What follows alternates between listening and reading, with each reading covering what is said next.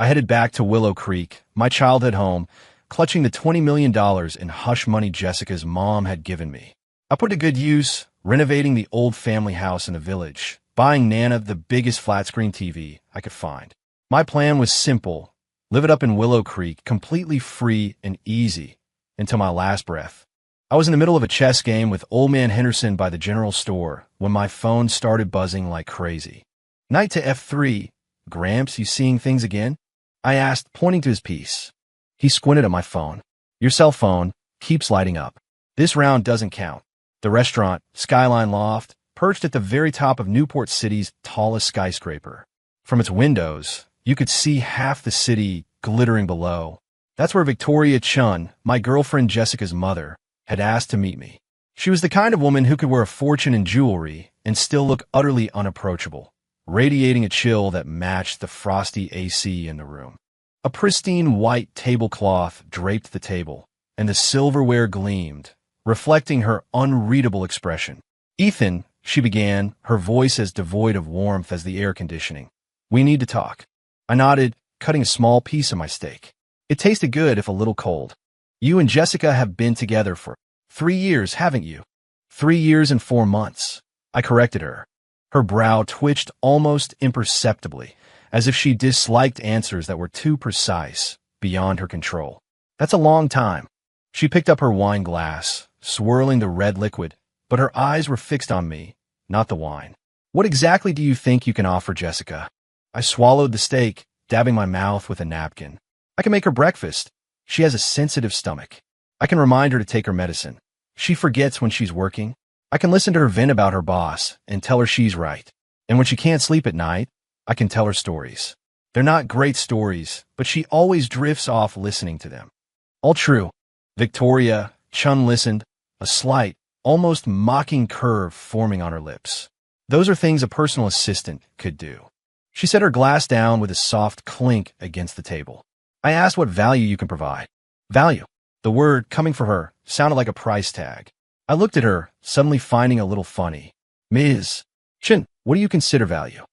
She seemed surprised by my counter-question, pausing before resuming her condescending posture. You know Brandon Hayes, don't you? The Olympus Corp. Heir. He can bring Jessica a $30 billion partnership project, doubling her company's market value. That is value. So, what you're saying is, I'm standing in the way of her market value doubling. I asked. You're very astute. She finally offered a compliment, though it sounded more like a dismissal. She pulled a check from her designer handbag and pushed it across the table. Here's $20 million. I glanced down. The number was correct. Lots of zeros. I've looked into your background. You're from Willow Creek. Parents passed away young, only a grandmother back home. This $20 million is enough for you and your grandmother to live comfortably for the rest of your lives. Her voice was low, laced with the arrogance of a benefactor. Take it, leave Jessica, and never show your face to her again. Consider it. Payment for your 3 years of youth. Hush money, a breakup fee, compensation for lost youth. Call it whatever she wanted. I looked at the check, feeling no anger, no humiliation. It was like a balloon that had been inflated inside me, suddenly pricked, deflating instantly. Liberation. I reached out and picked up the check. A flicker of contempt, and I knew it, expression, crossed Victoria Chin's eyes. Her mocking smile deepened. A wise choice. I folded the check, slipped it into my pocket, and stood up. Ms. Chin, you're half right. I looked at her, my voice calm. I will indeed leave Jessica. But this money, it's not a breakup fee. She looked up at me, inquiringly. For the past 3 years, whenever Jessica faced a difficult business decision, she'd talk to me. From risk assessments for acquisitions to market entry strategies for new product lines to handling competitor patent lawsuits. I provided core advice no less than 20 times. I paused, watching her face gradually change. At a top-tier business consultant's market rate, a single consultation costs around $1 million.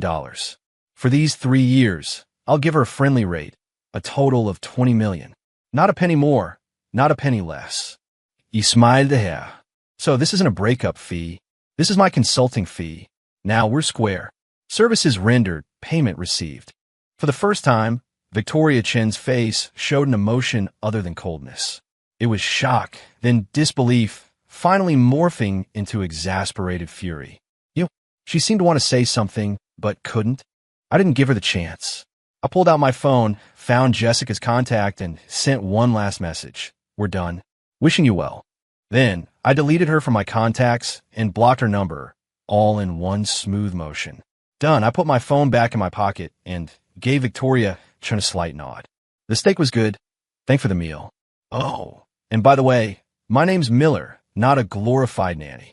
With that, I turned and walked out, not looking back. Stepping out of the skyline loft, the night air hit my face. I took a deep breath. The air didn't smell of steak or Victoria Chin's expensive perfume. It smelled of freedom. I didn't go back to the condo Jessica and I shared. It was her place, a sprawling unit overlooking the harbor. All my belongings fit into a single suitcase. I'd arrived with one suitcase, and I was leaving with one suitcase. Seemed fair. I went straight to the bank and cashed that check. Watching the string of numbers appear in my phone's banking app, I didn't feel much. Then, I bought the last flight out to my hometown that day. As the plane took off, watching the city lights shrink below, the last thread of attachment in my heart finally snapped. Goodbye, Jessica. Goodbye to 3 foolish years I'd spent trying to warm an iceberg with my sincerity. 3 hours later, the plane landed. I took 2 more buses, then finally crammed into a bumpy, rural van. By dawn, the van stopped at the entrance to Willow Creek. The village was just as I remembered, the air fragrant with the scent of soil and plants. A few stray dogs wagged their tails, sniffing at my feet.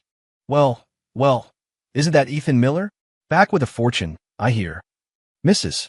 Davis called from behind the counter of the general store. I waved, smiling. Morning, Mrs. Davis. Just back for a visit. Look at you, all grown up and successful. The villagers were friendly, but their eyes held a hint of curiosity. To them, anyone who could leave this small mountain village and make a name for themselves in the big city was extraordinary. Dragging my suitcase, I followed the familiar path to the old family house at the farthest end of the village. The gate was ajar. I pushed it open and saw a small, frail figure sweeping the yard. It was Nana. Her hair was completely white, and her back was more stooped than before. My eyes immediately welled up. Nana, I called out. She turned, saw me, and froze. The broom clattered to the ground. Ethan? You're back. Why didn't you say anything? You're so thin. Did you have a hard time out there? She hurried over, grabbing my hands, turning them over and over. I shook my head, smiling. No, I made a bit of money out there. Came back to spoil you. Nana didn't believe me, thinking I'd lost my job. She tried to reassure me, saying it was fine. We still had a few acres of land. We wouldn't starve. I didn't bother to explain. Action spoke louder than words. That afternoon, I went to town and hired the best construction crew. I was going to completely renovate the old house. I drew the blueprints myself. We'd keep the original wooden structure, but modernize the entire interior. Radiant floor heating, central air, smart home technology. Nothing would be left out. The villagers came to watch, pointing and whispering that I was just throwing money away. I didn't care. While the construction crew worked, hammering and sawing, I drove to the county seat and brought back an 85-inch curved screen TV. The biggest TV in the village belonged to Old Man Henderson, a 55-inch. Mine was double that. I installed and calibrated it myself, then handed the remote to Nana. Nana, watch this. Just tell it what show you want to see, I said, pointing to the voice button on the remote. Casablanca, she murmured. Immediately, the TV started playing Casablanca. Nana's eyes lit up like a child with a new toy. A moment later, she giggled and called out, I love Lucy, and then the Andy Griffith Show. She was delighted. The whole afternoon, our yard echoed with the sounds of classic sitcoms. Nana sat in her new wrought-tan chair, watching TV and humming along, her face crinkling with smiles. In that moment, I knew the $20 million was well spent. Victoria Chan used it to buy out my love, and I used it to buy back the family time I owe my Nana. The villa renovation would take time, and I wasn't in a hurry. My daily life became simple and routine. Mornings were spent accompanying Nana to the village market for groceries, then coming home to cook lunch. In the afternoons, I'd settle under the big banyan tree by the village entrance, playing chess with Old Man Henderson and the others. Ethan Your life is better than a king's, Old Man Henderson remarked, moving his knight. I smiled.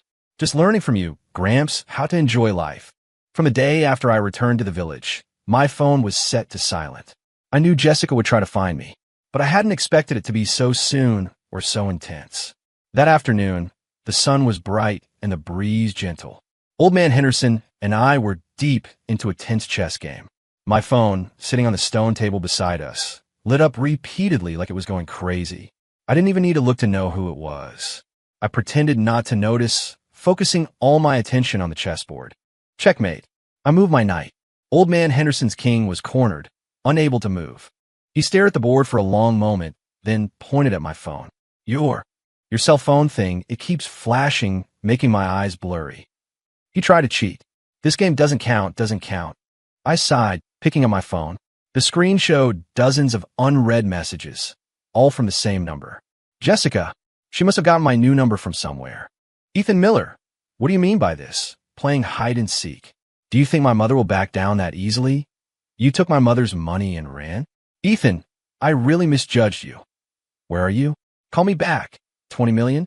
Is your integrity only worth 20 million? The messages range from initial questioning to anger, then contempt and disbelief. I could just imagine her fury.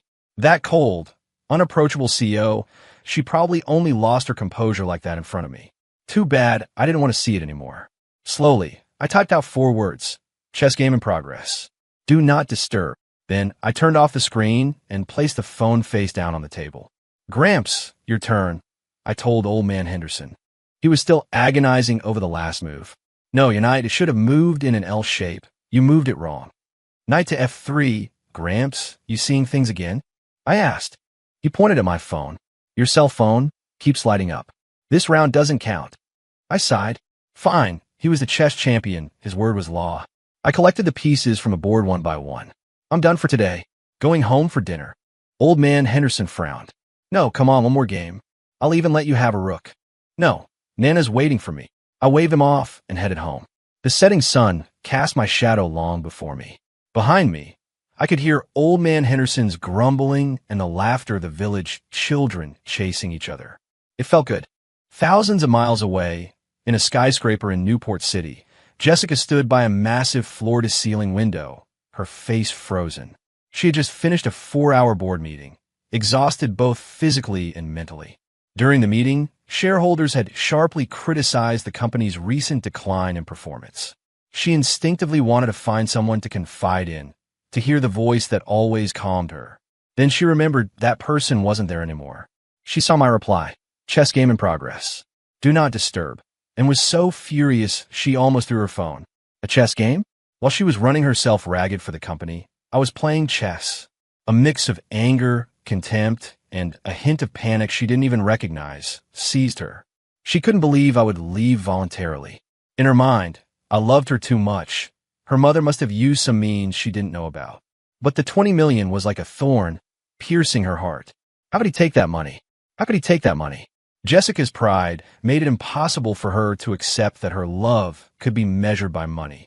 She didn't know that while she wrestled with my integrity, I was in the kitchen, simmering Nana's favorite chicken noodle soup. Jessica's real crisis at Deep Space Innovations fully erupted 3 weeks after I left. Ascent Tech, her main competitor, suddenly announced a 30% price cut across all its products. It was a suicidal price war. Business was like a battlefield. Inflicting 1,000 wounds on the enemy often meant 800 on yourself. But Ascent Tech was clearly prepared. They seemed to have massive capital backing them. Deep Space Innovations was immediately on the defensive. Orders were canceled in droves, and the stock price plummeted. More devastatingly, half of the company's core technology team was poached by Ascent Tech within a week. They'd cut the ground out from under her. Jessica called emergency high-level meetings one after another, discussing countermeasures. But in the boardroom, everyone looked distraught. Follow suit with price cuts? The company's cash flow couldn't sustain it. Technological breakthroughs? With half the core team gone, that was easier said than done. We could try to open up overseas markets, avoid the vicious competition here, a vice president suggested. We're unfamiliar with overseas markets. The risk is too great. Another director immediately countered. Then what do you propose? Wait for death. The boardroom erupted in chaos. Jessica rubbed her throbbing temples, her mind a blur. She suddenly remembered a similar crisis the company had faced a year ago. Back then, she'd been just as helpless. That night, she'd gone home and locked herself in her study. I was the one who brought her a cup of hot milk. She'd explained the situation to me, more as a way to vent than to seek advice. After listening, I simply took her tablet and drew a simple organizational chart. They're attacking your consumer market, but your strength is actually in the B2B sector. You don't need to fight them in a red ocean, I'd said, pointing to the diagram. You can license your core technology to a few downstream manufacturers, let them fight a Syntech in the price war, while you pivot to technology services and standard setting. Turn your competitors into your clients. Jessica had been stunned. None of her vice presidents or consultants had ever suggested that approach. She followed my advice. A month later, the company's crisis was resolved. Not only did they avoid losses, but by pioneering a new business model, their profits soared. From then on, whenever she encountered an insoluble problem, she instinctively sought me out. She never admitted I was her strategist, only that I was a very good listener. But now that listener was gone. The arguments in the boardroom continued. Jessica impatiently waved a hand. Stop arguing, all of you. Meeting adjourned. She returned to her office, closed the door, and leaned back in her chair, feeling an unprecedented sense of helplessness. She pulled out her phone and dialed my number again. The receiver crackled with a cold, robotic female voice. Hello. The number you have dialed is not in service. Not in service. He'd changed his number. He really, truly didn't want any contact with her anymore. Jessica stared blankly at her phone, her heart feeling as if an invisible hand was squeezing it tight. Only then did she slowly realize that I was more to her than just a boyfriend who cooked and told stories. I was the rock of her career, her trump card that always turned danger into opportunity. And she, by her own hand, had thrown that trump card away. Or rather, she had tacitly allowed her mother to insultingly drive away that trump card with $20 million. Don't worry too much, honey. The office door opened, and Victoria Chen walked in. She looked at her daughter's drawn face, feeling a pang of heartache, but her tone remained firm. I've already arranged for you to meet Brandon Hayes. His father is very interested in your company's technology and is willing to invest. However, he has a condition. What condition? Jessica's voice was hoarse. An engagement to you, Victoria Chen said, as if stating the obvious. It's a perfect match, a powerful alliance. It's the best choice for the company and for you. Jessica looked at her mother, suddenly feeling like she was a stranger. Mom, if Ethan were still here, we wouldn't need to beg anyone. Victoria Chen's face darkened. Why are you still bringing up that freeloader? What would he do? Besides sweet-talking you, what use was he? The moment a crisis hit, didn't he just take the money and run? He wasn't. Jessica almost screamed. Victoria Chen was startled. She had never seen her daughter so distraught. Jessica took a deep breath, pulled a stack of documents from her desk drawer, and slammed them onto the table. These are all the major decision records for the company over the past 3 years. Look, every plan that turned a crisis into a success. Who proposed it? Victoria Chen suspiciously picked up the documents. The records frequently showed annotations. Consulted Ethan Miller, plan feasible. Ethan Miller suggested abandoning Project A, pivoting to Track B. This plan optimized based on Ethan Miller's insights. Victoria Chen's face went from disdain to shock, then finally turned deathly pale. Only then did she understand that the young man she had always looked down upon, believing him to be merely her daughter's accessory, was actually the true helmsman behind the massive ship of deep space innovations. How could... Do you understand now? Jessica's eyes were red. With $20 million, you didn't drive away a poor boy. You drove away the company's future. She finished, no longer looking at her mother, grabbed her car keys from the table, and rushed out. She had to find me, no matter the cost. Back in Willow Creek, my new venture was in full swing. The main structure of the villa was complete, and the interior decoration was underway. Every day, I'd visit the construction site, chat with the workers, and offer them a drink. But most of my time was spent on the village's tea hills. Willow Creek had good mountains and water, and its tea, especially the early spring green tea, was of exceptionally high quality. However, the villagers didn't understand marketing. They just sold their tea cheaply to traders in town, barely making enough to get by. I decided to change all that. I gathered the biggest tea growers in the village for a meeting. Uncles, aunts, I'll buy all your tea. At a price 30% higher than the traders, I stated directly. The villagers murmured, skeptical. Ethan, what are you going to do with all that tea? You're not opening a tea house, Old Man Henderson asked. I'm not opening a tea house, but I'm going to sell our village's tea all over the country, I said. I pulled out my own design for packaging boxes. White background with blue patterns, bearing 3 elegantly written words, Willow Creek Harvest. We need our own brand. Then, I showed them my sales channel on my phone. I registered a TikTok account, named Willow Creek Harvest Ethan. My first video was of Nana in front of her old stove, hand-frying tea leaves in a large iron wok. Nana's movements were skilled. The tea leaves danced in the wok, and the aroma seemed to waft through the screen. The video's background music was the sound of the village creek and a few bird calls. No narration, no filters, just authenticity. The video went viral overnight, racking up over 1 million views. The comment section was full of exclamations. This is real green tea. Where's the purchase link? The old lady is a master. That wok technique is amazing. Influencer, do you need someone to sweep for you? I don't need a salary, just food. I struck while the iron was hot and started live streaming. In my live streams, I didn't push products directly. I just walked around the village with my camera. One day, I'd film Mrs. Davis's fresh farm eggs. The next, I'd film Billy harvesting bamboo shoots in the forest. The day after, I'd film Nana making tofu with spring water. My live stream became a window showcasing the charm and culture of Willow Creek. The Willow Creek Harvest brand caught fire along with it. I opened an online store. The first batch of tea, put up for sale, sold out in 5 minutes. Orders poured in like snowflakes. I couldn't handle it all alone, so I called on some of the smarter young people in the village, Sarah, Billy, Mike, and we started an e-commerce team. Sarah handled customer service and packaging, Billy managed shipping, and Mike maintained the online store. I paid them salaries and gave them bonuses. The village elders were also organized by me, responsible for tea picking and initial processing. The entire village of Willow Creek, thanks to me, the returning youth, became bustling and lively as never before. I was no longer the rich guy from the city who came back to relax. I became Mr. Miller, the leader, the living cash cow to the villagers.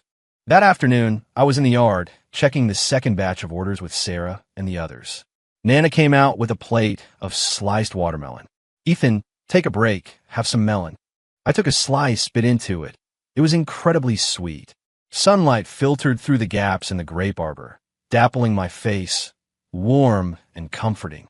I looked at the busy figures in the yard, listening to the distant crowing of roosters and barking of dogs, feeling a sense of satisfaction I'd never known before. Perhaps this was the life I truly wanted.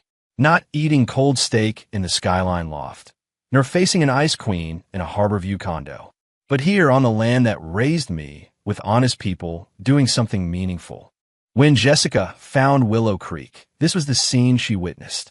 She drove her red Porsche down the bumpy village road, looking like a lost flamingo.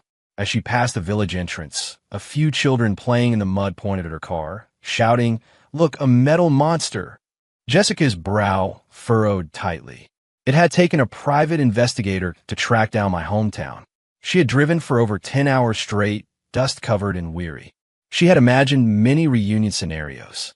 Perhaps I'd be living in a dilapidated shack, destitute after spending all the money.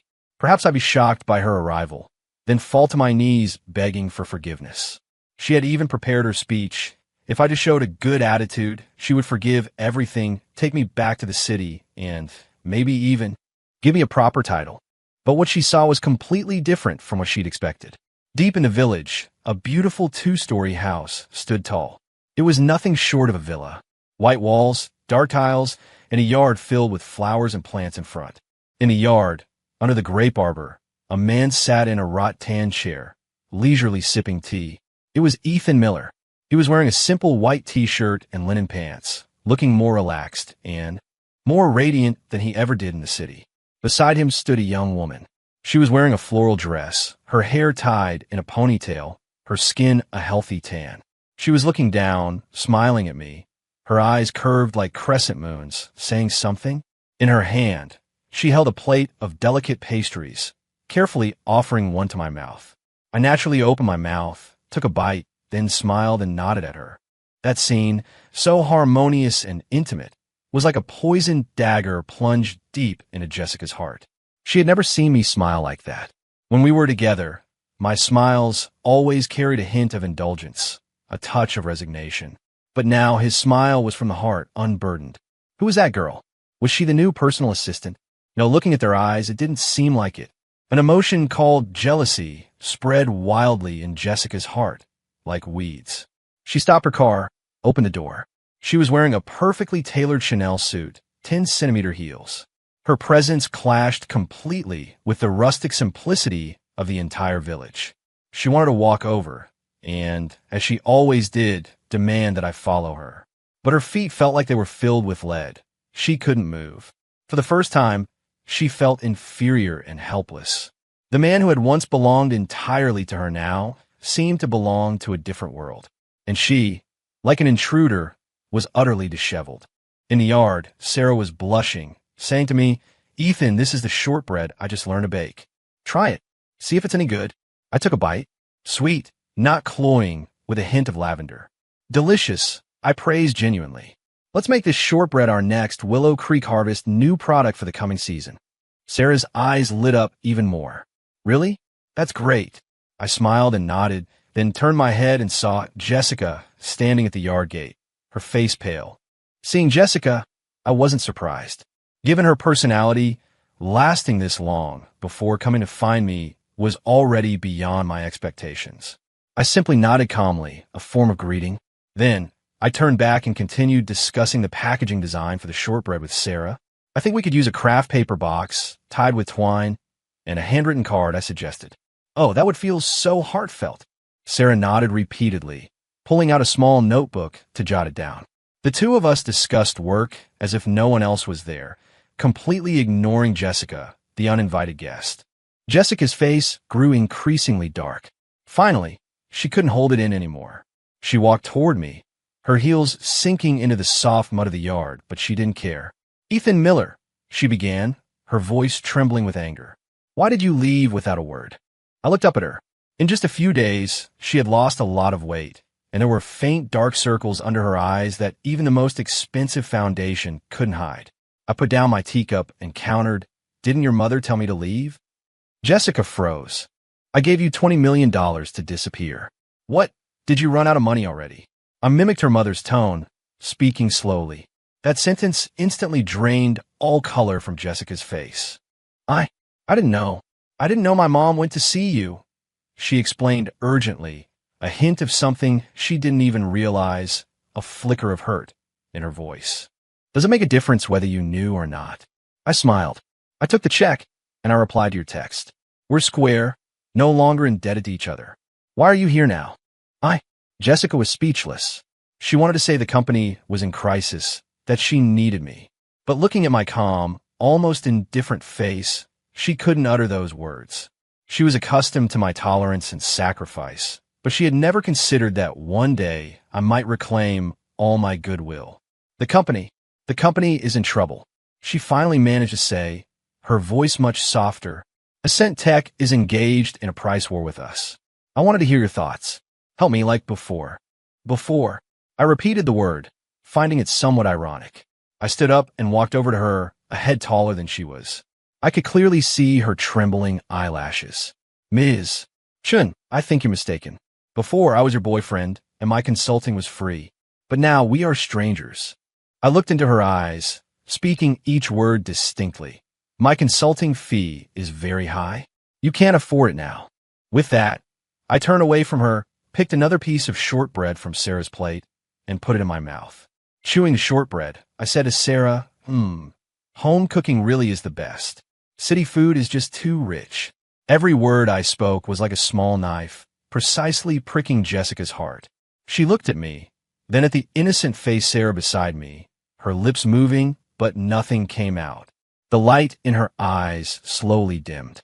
I knew it was cruel, but what her mother had done, pulling out that check, had been far crueler. Jessica didn't leave. She stayed in the village's only guest house. The conditions of the guest house, as you can imagine, were basic. The walls were peeling, the sheets faded, and the bathroom was communal. For Jessica, who had grown up in luxury, it was nothing short of torture. But she endured. The next day, I saw her on the village paths, wearing a brand new set of hiking gear. The expensive hiking boots she wore were quickly covered in mud. She was probably trying to blend in with my life.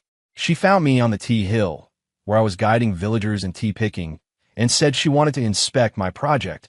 I ignored her and handed her directly to Old Man Henderson. Old Man Henderson, this is a businesswoman from the city who wants to experience village life. Could you show her around?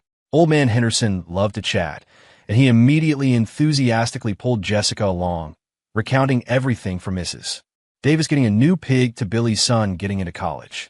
Jessica passively listened to these mundane stories she had no interest in, maintaining a stiff smile on her face. In the afternoon, she found me again. Ethan, I've reviewed your business model. It has great potential. I've decided to invest in you. She resumed her CEO demeanor, as if trying to solve the problem in the way she knew best. $5 million for a 30% stake. I almost laughed out loud. Ms. Chun, this is just a small business for me, just making a living.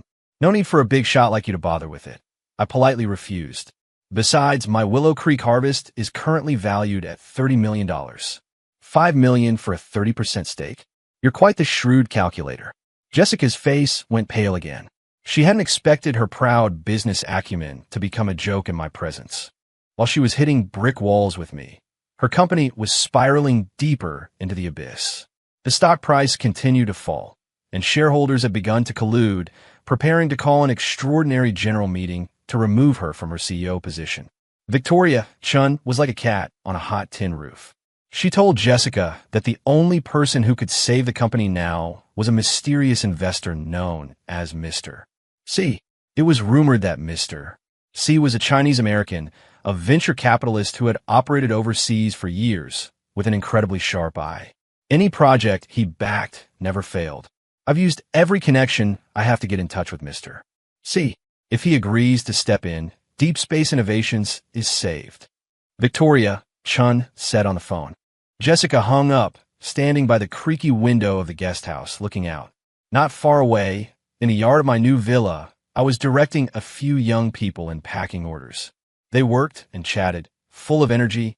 Jessica looked at my busy back, then thought of the omnipotent Mr. See, her mother had spoken of. One was the freeloader her mother had driven away with $20 million. The other, a mysterious magnate who could rescue her from trouble. These two vastly different images intertwined in her mind, causing her an inexplicable irritation and a sense of being torn. She could never have imagined it. The lifeline she was desperately searching for, Mr. C. C for Miller, was me, Ethan Miller. It was probably the greatest irony in the world. Nana noticed the tension between Jessica and me. She didn't like Jessica. In Nana's words, that girl is too sharp, like a needle, looks like she'd prick you. Not like our Sarah. She's like cotton, soft and warm. So, Nana started to subtly help me out. During meals, she would always put food on my plate that Sarah had prepared. Ethan, eat more. You're still too thin. You need to find someone who'll take good care of you, she'd say, glancing at Jessica, who was awkwardly eating the simple village food beside us. Jessica's face would be dark, but she never said anything. In this subtle atmosphere, another uninvited guest arrived in Willow Creek. Brandon Hayes, the golden catch Victoria Chun had chosen for Jessica. He drove a Lamborghini, even flashier than Jessica's Porsche, drawing a crowd at the village entrance. He found me when I was playing chess with Old Man Henderson. He looked down at me, dressed in a designer suit, a stark contrast to my t-shirt and shorts. You're Ethan Miller? He began, his tone oozing undisguised superiority. I didn't bother to look up, moving my knight. Can I help you? I'm Brandon Hayes from Olympus Corp. He introduced himself as if the name were a golden plaque. Oh, I replied, continuing to look at the chessboard. My indifference infuriated him. I'm here to discuss a business deal with you. He cleared his throat. How about this? I'll offer $1 million to buy your brand. Then, you take the money and stay away from Jessica.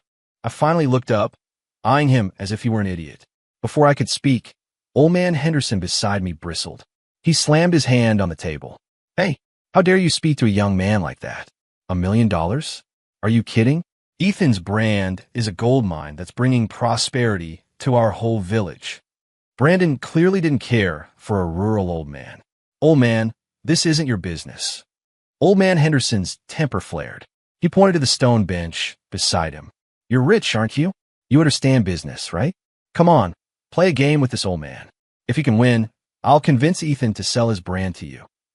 Brandon scoffed. Chess. Childish. But then he saw Jessica approaching nearby.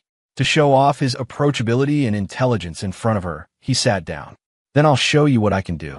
And he did indeed get a demonstration. In less than 10 minutes, Brandon's chessboard was in shambles, his king utterly exposed, with only a pawn left. Old man Henderson took a sip from my teacup, shook his head. No brains, but you want to be a businessman? Young man, your skill level couldn't even beat Billy from our village. Brandon's face instantly turned beet red. He wanted to explode, but seeing Jessica's disappointed look, he bit back his anger. Finally, he got up sheepishly, muttering, You haven't seen the last of this, and sped off in his Lamborghini. I watched his flustered retreat, smiled, and gave old man Henderson a thumbs up. Gramps, you're awesome. Old man Henderson proudly snorted. Of course. Back in my day, I was the undisputed champion of our whole community. Jessica stood not far off, watching old man Henderson and me chatting and laughing, her expression complex. Perhaps for the first time, she realized that money and status weren't omnipotent in this small village. Deep Space Innovations' extraordinary general meeting was scheduled for Friday. If Jessica couldn't find new investment before then, she would be removed from her CEO position by the board. It was the final ultimatum. Then, good news finally came from Victoria Chun. Through various connections, she had finally arranged to meet Mr. C's authorized representative in Capital City at the most exclusive hotel. Honey, get back from the village immediately. I found out Mr. C himself will be attending today. This is our last chance. Victoria Chin's voice on the phone was trembling with excitement. Jessica hung up, looking at me. I was in the yard, teaching a few village children to read. Her lips moved, as if she wanted to say something, but she ultimately turned and left. Friday afternoon, in the top-floor private dining room of the Grand Regent Hotel in Capital City. Victoria Chun, Jessica, and a still-clinging Brandon Hayes were all dressed in their finest. Victoria Chun nervously adjusted her appearance. Jessica stared blankly out the window. Brandon Hayes prattled on beside them, analyzing Mr. C's likely investment preferences, trying to showcase his expertise. At precisely 3 o'clock, the private room door opened. A middle-aged man in a business suit and gold-rimmed glasses walked in. Ms. Chumiz. Jessica, Mr. Hayes, thank you for waiting. He smiled and extended a hand. I'm Mr. Jenkins, Mr. C's assistant. Victoria Chun immediately stood up, warmly shaking his hand. Mr. Jenkins, it's a pleasure. And Mr. C, is he? Mr. Jenkins smiled, stepped aside, and gestured. Mr. C is already here. As he spoke, a figure emerged from behind him. The man wore a simple white casual outfit, a faint smile on his face, as he walked leisurely into the private room. When they saw his face clearly, everyone in the room froze. Victoria Chin's smile stiffened on her face, then slowly crumbled, replaced by extreme shock and disbelief. Brandon Hayes' mouth hung open wide enough to fit an egg, his eyes almost popping out. And Jessica, she stared blankly at that person, at that face so incredibly familiar to her. She felt her entire world collapse in that instant. That person, the mysterious magnate Mr. C, the one they had so desperately tried to curry favor with, the one who could decide the fate of their company, was me, Ethan Miller, the freeloader her mother had humiliated with $20 million. The naive young man who had waited silently for her for 3 years outside her company building. The back-to-the-land youth who taught children to read and play chess with old men in Willow Creek. I walked to the head of the table, sat down naturally, then said to the stunned Mr. Jenkins, Mr. Jenkins, please pour everyone some tea. I think they might need a moment to digest this. Mr. Jenkins professionally assented and began pouring tea. As for me, I picked up the menu from the table and slowly began. The food here is good. I just wonder if it suits everyone's taste. My voice broke the suffocating silence in the room. It also completely drained the last bit of color from Victoria Chun and Jessica's faces. Victoria Chin's face went from pale to ashen, then to a deathly gray. All her life, she had been shrewd, always valuing social standing, looking down on everyone she considered beneath her. She never dreamed that the poor boy she despised the most would transform into someone she had to look up to. This kind of overwhelming shock was more unbearable than bankruptcy. Brandon Hayes was completely dumbfounded, sitting there like a statue. Only Jessica. She looked at me, her eyes brimming with a torrent of emotions. Shock, regret, pain, and a hint of vulnerability I couldn't quite decipher. I ignored their expressions. I handed the menu to Mr. Jenkins, then leaned forward, lacing my fingers on the table. Let's talk business. My tone was exactly like Victoria Chen's when she spoke to me at the Skyline Loft. Cold, businesslike. Regarding the acquisition of Deep Space Innovations, my conditions are simple. I held up one finger. First, I will inject $2 billion at 3 times the market price, but I demand 51% absolute controlling interest. Jessica's body trembled. This meant the company would no longer be hers. I held up a second finger. Second, the company will be reorganized. Jessica will continue to serve as CEO, but no longer as chair. All executives at the vice president level and above must undergo my reevaluation before their tenure is decided. This was a clear message. I was clearing out all of Victoria Chen's cronies. I looked at Victoria Chen, whose face had turned extremely grim, and held up a third finger. Third, I paused, my gaze fixed directly on her. Ms. Victoria Chen must resign from the board and publicly apologize to me for the words she spoke at the Skyline Loft restaurant. This statement was the final straw. Victoria Chen abruptly stood up, pointing at me, her voice sharp. Ethan Miller, you're going too far. Going too far? I smiled. Ms. Chen, when you presented me with that $20 million check, you were far less of a gentleman. I'm sitting here today, negotiating terms with you, not because I'm desperate to acquire your failing company, but because of Jessica. For the past 3 years, she has indeed contributed a lot to the company. I looked at Jessica, but an excellent company needs a professional management team, not a self-important empress. My words cut deep. Victoria Chen's lips trembled. She wanted to retort, but couldn't utter a single word. Because she knew I was speaking the truth. She also knew that besides accepting my terms, she had no other choice. Either accept these humiliating conditions, and the company might survive, or refuse and watch the company go into bankruptcy liquidation, leaving her and Jessica with nothing. After a long silence, Victoria Chen seemed to have all the strength drained from her, slumping back into her chair. She looked at me, the young man she once thought she could dismiss with money. She squeezed out a few words through gritted teeth. Saw the sound was as soft as a mosquito's buzz, yet it landed heavily on everyone's heart. Brandon Hayes, sensing the shift, had already quietly slipped away. Only the 3 of us remained in the private room. Having dealt with Victoria Chen, I turned to Jessica, who had been silent all this time. She was looking at me, her eyes red, but she stubbornly held back her tears. Did you never love me?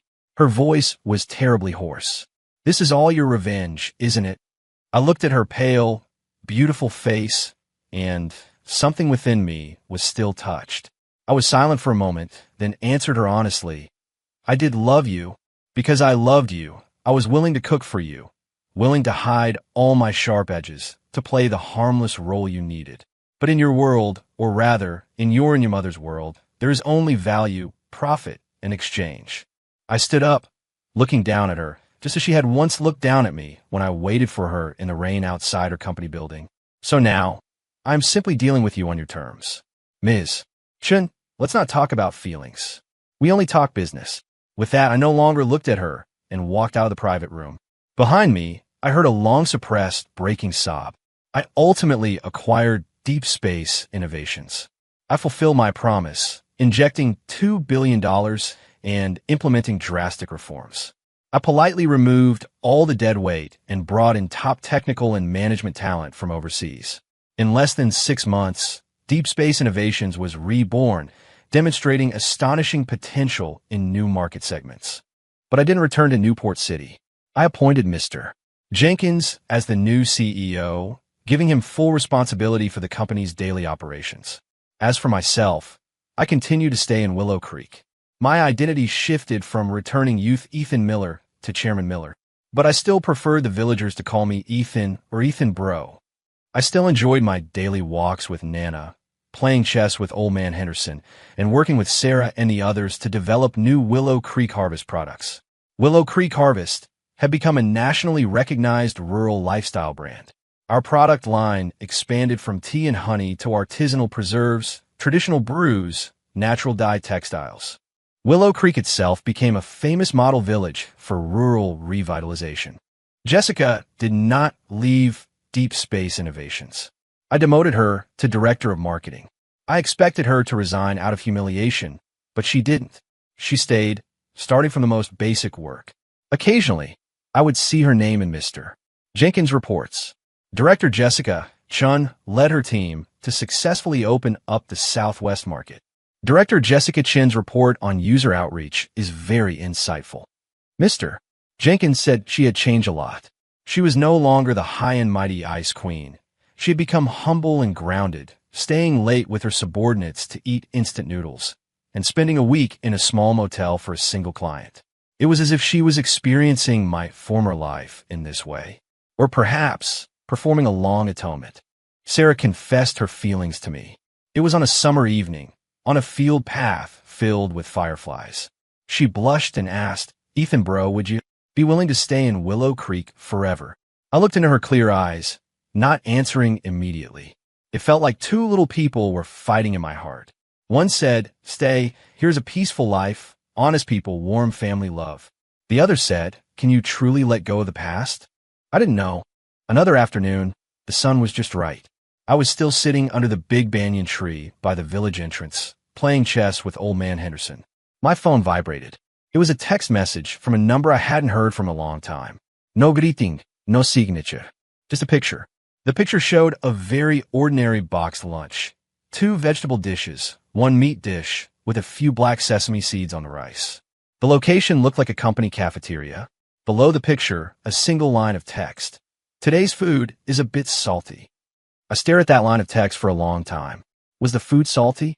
Or was it something else that was salty? I smiled, putting away my phone. "Checkmate," I said to Old Man Henderson. My king had been cornered by his pawn. I had lost. But this time, I didn't seem to care about winning or losing.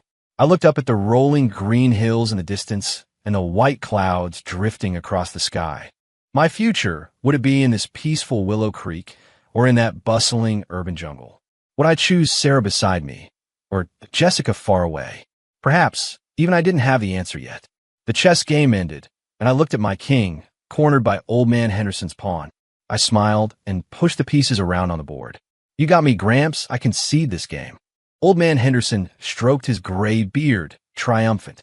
"Young man, the old ginger is hotter, but you've been distracted lately. Anything on your mind?"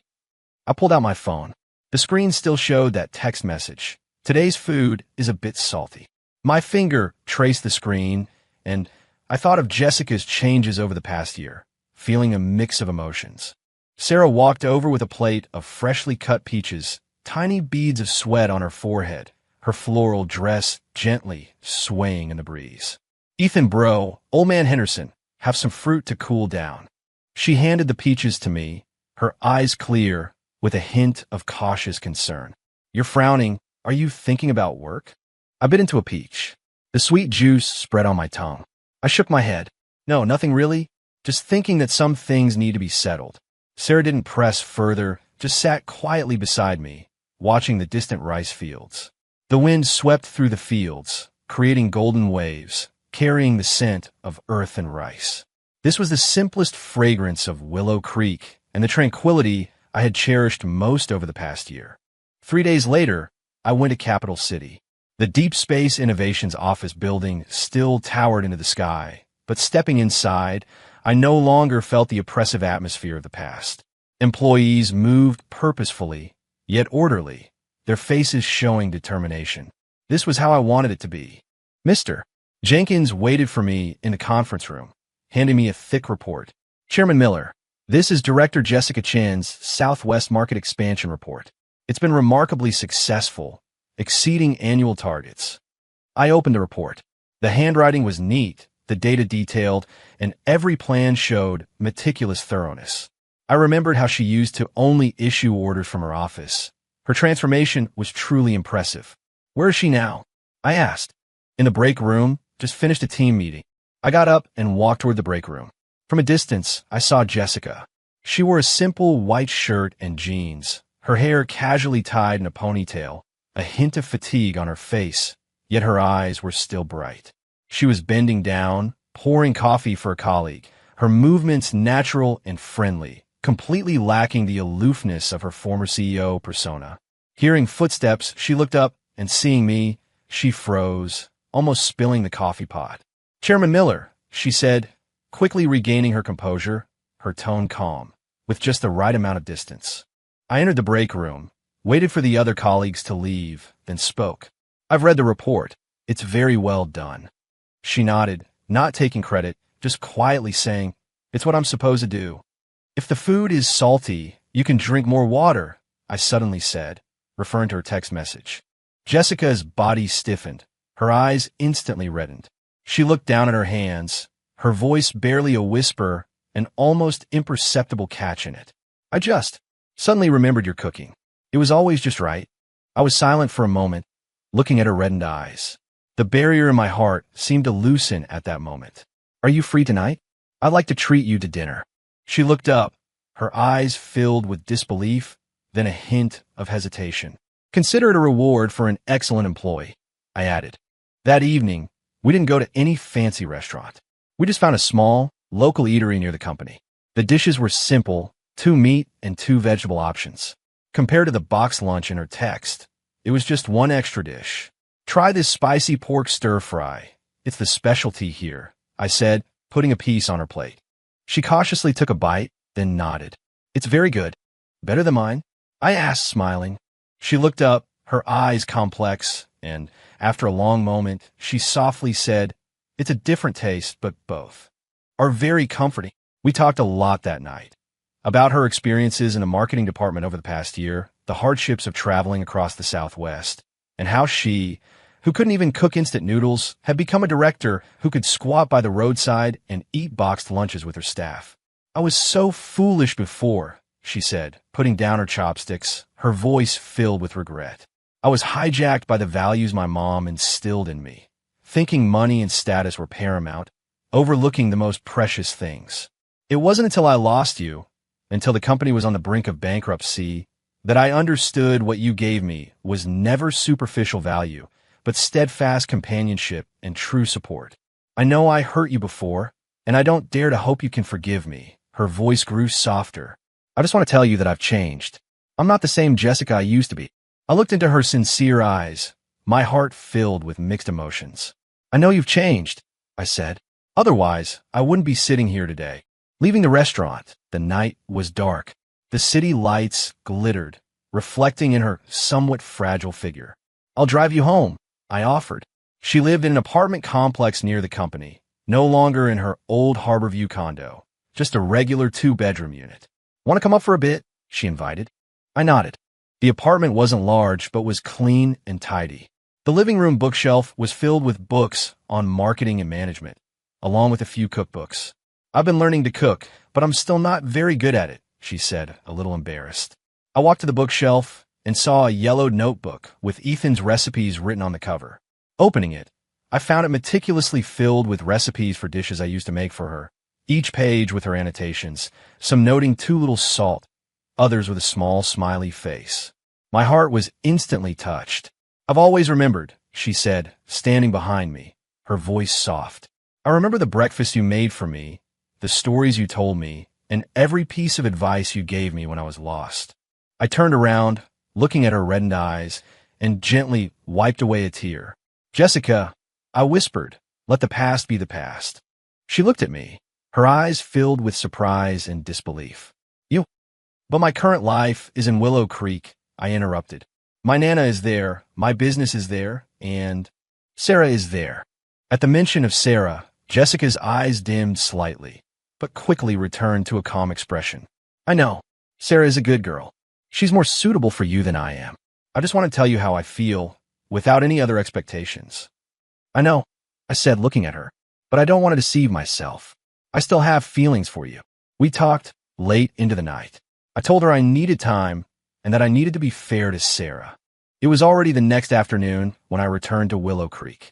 Sarah was hanging tea leaves in the yard. Seeing me, she immediately beamed. Ethan bro, you're back. I walked over, taking the bamboo basket from her. Are you tired? No. She shook her head, a hint of curiosity in her eyes. Is everything settled in Capital City? Yeah. I nodded, hesitating for a moment before deciding to be honest. I saw Jessica. Sarah's smile faltered slightly, but quickly returned to normal. Oh, is she? Doing well. She's changed a lot, I said, looking at her. Sarah, there's something I want to talk to you about. We sat under the grape arbor in the yard, sunlight dappling through the leaves. I told her about my past with Jessica, the changes over the past year, and the turmoil in my heart. Sarah listened quietly, without interrupting. When I finished, she softly asked, Ethan bro, do you still love her? I don't know, I said honestly. I only know that I can't let go of her, and I can't let go of you. The days I've spent with you have been peaceful and warm, exactly the life I've always wanted. But Jessica, she was with me for 3 years. We share so many memories, and I've watched her change little by little. I can't just ignore her. Sarah looked down, gently twisting the hem of her dress, silent for a long time. I was uneasy. I knew this was selfish, but I didn't want to deceive anyone, especially Sarah. Ethan bro, she finally looked up, her eyes showing no resentment, only sincerity. I know you're not someone who abandons people easily, and I can see that Jessica truly regrets what happened. She paused, then continued, I love Willow Creek, and I love building Willow Creek Harvest with you. I don't care about your past. I only care if you're sincere with me now. If you have both me and her in your heart, I could try to accept it. I was stunned. I never expected Sarah to say something like that. Sarah, I know it's strange and unconventional, she said, her cheeks flushed, but I just don't want to lose you. As long as I can stay by your side, and together we protect Willow Creek and Willow Creek Harvest, I don't care about anything else. A warm current flowed through my heart, and I tightly held her hand. Sarah, thank you. She shook her head, a shy smile on her face. You don't have to thank me. I just made the choice I wanted to make. A week later, I returned to Capital City and told Jessica about Sarah's decision. Jessica was silent for a long time after hearing it. She looked at me, her eyes filled with complex emotions. Sarah, she really said that. I nodded. She's very kind and understanding. I'm not as good as her, Jessica said softly, a hint of self-deprecation in her voice. She can let go of everything for you, while I was so selfish before. Everyone has a past. What matters is the future, I said, looking at her. Jessica, if you're willing, you can come back to Willow Creek often. There are mountains and rivers, honest villagers.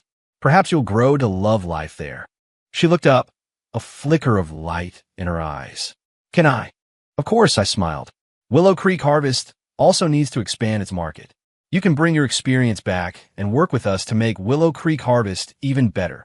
She nodded vigorously, her eyes reddening again, but this time with tears of joy. 3 months later, Jessica submitted an application to Deep Space Innovations, transferring to the marketing department of Willow Creek Harvest, responsible for national market expansion. She rented a small house in Willow Creek, right next door to mine.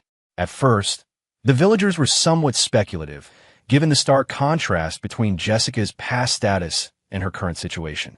But gradually, everyone realized that this former big city not only had no heirs, but was also incredibly capable.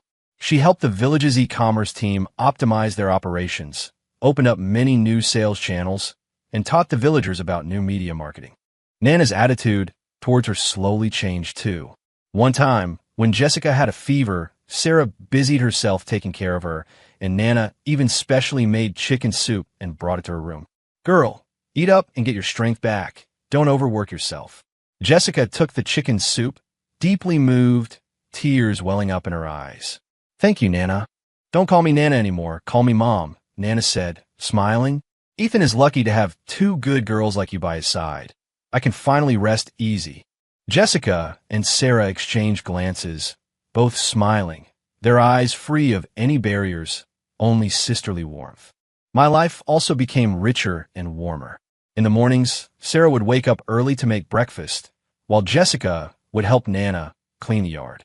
After breakfast, I would go to the Tea Hills with Sarah, and Jessica would handle the marketing department's work in the office. At noon, we'd all come home to eat together, chatting about the morning's happenings. In the afternoons, sometimes I'd play chess with Old Man Henderson, while Sarah and Jessica sat nearby, occasionally offering advice. Other times, we'd work together on new Willow Creek Harvest products, 3 heads together, always full of new ideas. In the evenings, we'd relax in the yard, stargazing and talking about the future. Sarah would lean on my left, Jessica would sit on my right. The evening breeze carried the fragrance of lavender, and life was perfectly peaceful. One time, Old Man Henderson teased me. "Ethan, you rascal, you're a real winner in life. 2 beautiful ladies by your side makes everyone envious." I smiled. "Gramps, it's not about having 2 ladies. It's about the 3 of us together, guarding our home, guarding Willow Creek." Jessica and Sarah also smiled. Their smiles were like the sunshine over Willow Creek, warm and bright. The Willow Creek Harvest brand grew more and more renowned, not just a household name domestically, but also exported overseas. Willow Creek became a famous tourist destination, with countless visitors coming each year to experience rural life and purchase our products. The villagers' lives became increasingly prosperous, and their smiles grew wider. Mrs. Davis's general store expanded into a supermarket. Billy opened a bed and breakfast, and Mike became the village's e-commerce expert. Everyone said it was all thanks to Ethan Miller. But only I knew it wasn't my effort alone. It was Sarah's kindness and dedication, Jessica's wisdom and hard work, Nana's love and support, and all the villagers' diligence and trust that brought us everything we had today. It was spring again, the season for picking early spring green tea. The Tea Hills were bustling with activity. Sarah, Jessica, and I worked alongside the villagers, picking tea. Sunlight streamed down on us, sweat soaked our clothes, but everyone's face was alight with happy smiles. Sarah picked a tea leaf and held it to my mouth. "Ethan, bro, try it. This year's tea is especially fragrant." I took a bite, and its refreshing aroma filled me. Jessica also picked a leaf and placed it in my palm. "It's truly excellent. This year's sales will definitely be even better." I held their hands, looking at the tea trees covering the mountainside, at the distant rolling green hills, at the 2 gentle women beside me, my heart filled with gratitude. Once I thought love was a romantic tale for 2. Later, I understood that true love is mutual understanding, mutual fulfillment, and the willingness to walk together through any storm. Once, I thought the value of life lay in achieving fame and success. Later, I understood that true value is protecting those around you, doing what you love, and living a remarkably warm life amidst ordinary days. On Willow Creek, 2 flowers bloom side by side. My story continues, and I know that no matter what challenges the future holds, as long as the 3 of us are together, as long as we have gratitude and love in our hearts, we will surely protect our home, protect this land, and protect our hard-won happiness.